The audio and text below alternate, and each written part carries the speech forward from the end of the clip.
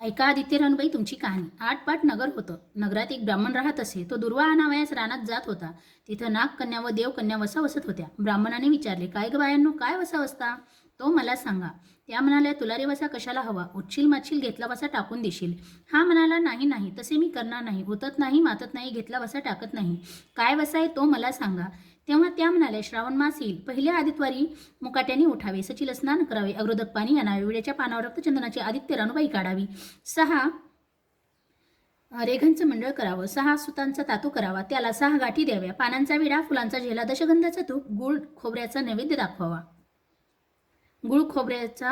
दाखवावा, 6 मास चाळावी, 6 मास पाळावी, मागे रथसप्तमी संपूर्ण करावं. कसं करावं?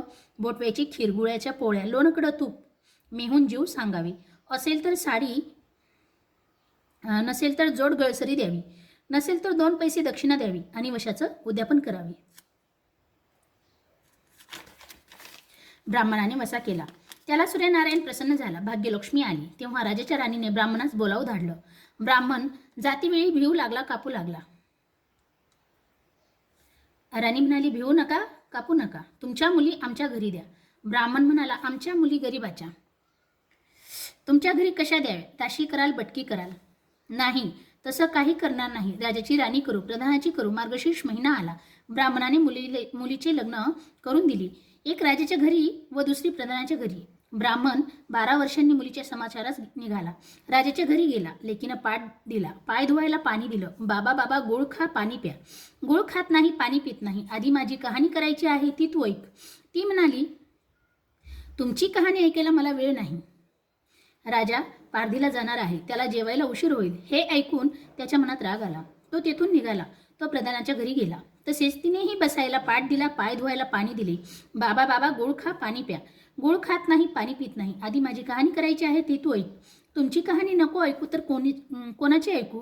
घरात गेली. उतरंडीचे 6 मोती आणली. 3 आपण घेतली, 3 बापाच्या हातात दिली. त्याने मनोभावे कहाणी सांगितली. लेकीने ती चित्तभावे ऐकली. नंतर जेवून खाऊन बाप आपल्या घरी आला. बायकोने विचारले, मुलीचा समाचार कसा आहे?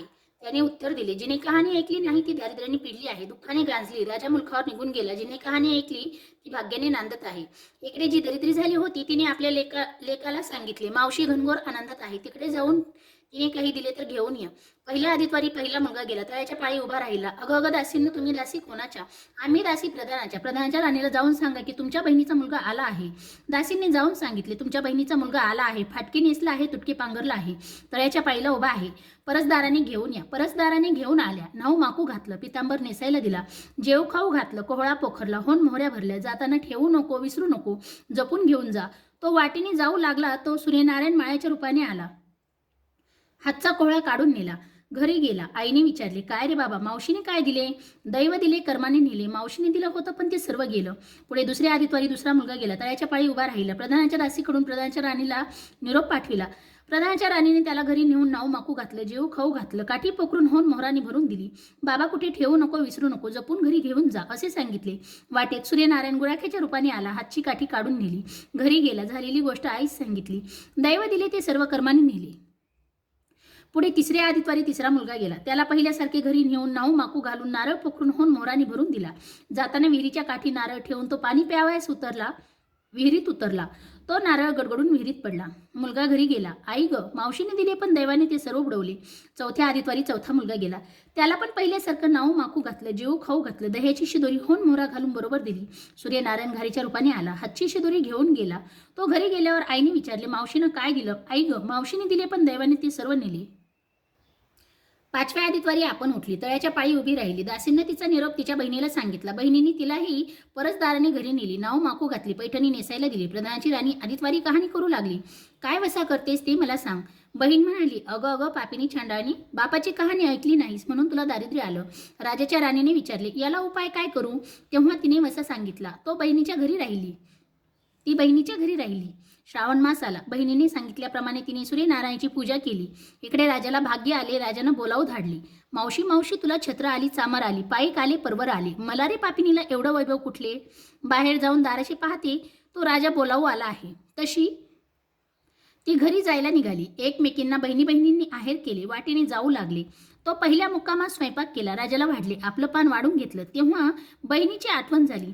करारे हकारा पिटारे डांगोरा, नगरात कोणी उपाशी आहे का याचा शोध करा. उपाशी काही नाही. वाटेने एक मोळी विकत जात होता. त्याला म्हणाले, आमच्या बाईची कहाणी ऐकायला ये. तो राणीकडे आला. तशी 6 मोती राणीनं घेऊन 3 त्याला दिली व 3 आपल्या हातात ठेवली. त्याची लाकडाची मुळे होती ती सोन्याची झाली. तो म्हणाला, बाई बाई, कहाणी ऐकल्याची एवढी फळ, मग वसा घेतल्याचे काय फळ? काय वसा आहे तो मला सांगा. तुला रे वसा कशाला हवा? उतशील मातशील घेतला वसा टाकून देशील.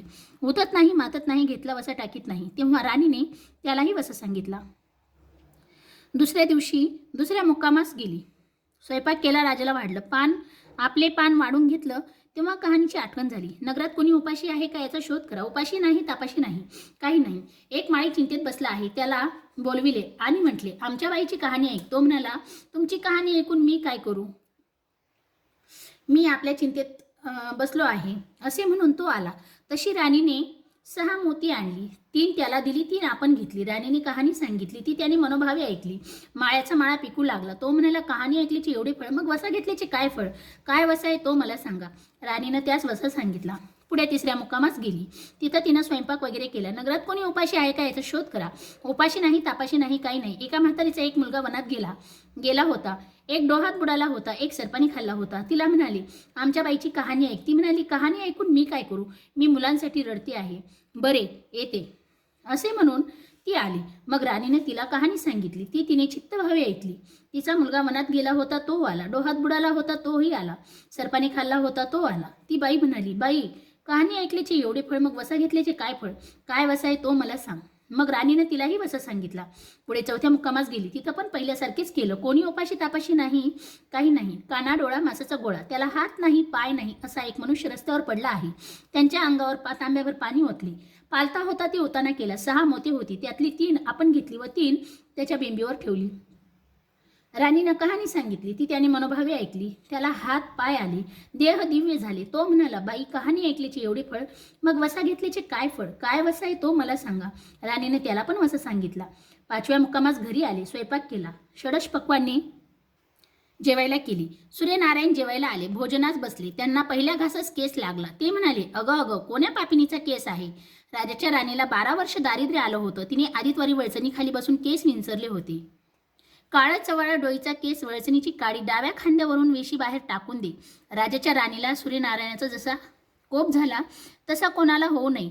ब्राह्मण, मोळी विक्या, म्हातारीला इत्यादींना जसा सूर्यनारायण प्रसन्न झाला तसा तुम्हा आम्हा हो. ही 60 उत्तराची कहाणी 5 उत्तरी सफळ संपूर्ण.